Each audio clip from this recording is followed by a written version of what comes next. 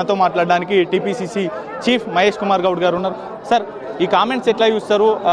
దైవ జపం చేసుకోండి స్వర్గానికి పోతారు, అలాగే పుణ్యం ఉంటుంది, కానీ అంబేద్కర్ పదే పదే అంబేద్కర్ జపం ఎందుకు చేస్తూ ఉన్నారు? కేవలం రాజకీయ లబ్ధి కోసమే అనేటటువంటి కామెంట్స్ చేశారు. మనువాద సంస్కృతిని ప్రతిబింబించే విధంగా అమిత్ షా మాట్లాడినారు. అగ్రవర్ణాల అహంని ప్రదర్శించినారు.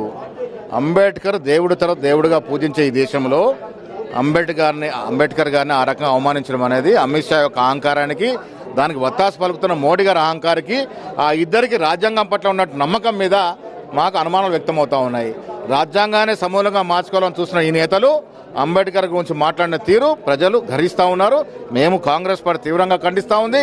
ఏమాత్రం చిత్తశుద్ధి ఉన్న మోడీ గారు అమిత్ షా గారిని తక్షణమే మంత్రివర్గం నుంచి బర్తరఫ్ చేయాలి. అంబేద్కర్ని అవమానించింది కాంగ్రెస్ పార్టీ, చట్టసభల్లోకి వెళ్ళనివ్వకుండా అడ్డుకుంది కాంగ్రెస్ పార్టీ అనేటటువంటి కామెంట్స్ బీజేపీ నేతలు మాట్లాడుతాను. చరిత్రని తిరగరాస్తా ఉన్నారు.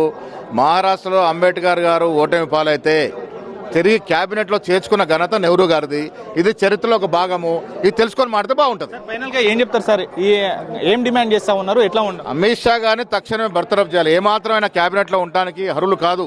తక్షణమే బర్తరఫ్ చేయాలి. బీజేపీ నాయకులు దేవుడితో పోల్చేటటువంటి అంబేద్కర్ విగ్రహం వద్దకు చెప్పులతో బూట్లతో వెళ్లారు, వారు అవమానించారు అనేటటువంటి కామెంట్స్ చేశారు. అంబేద్కర్ ధర్నా కూర్చున్నప్పుడు సరే, మీరు అసలు విషయాన్ని పక్కన పెట్టి చెప్పులు దాని గురించి మాట్లాడతారు. మీకు చిత్తశుద్ధి ఉంటే బీజేపీ నాయకులకి, ఇక్కడున్న ఎమ్మెల్యేలు మోడీకి తక్షణం లెటర్ రాయండి. మేము అంబేద్కర్ విగ్రహం ఎక్కలే చెప్పులేసుకొని కింద నిరసన తెలిపాము.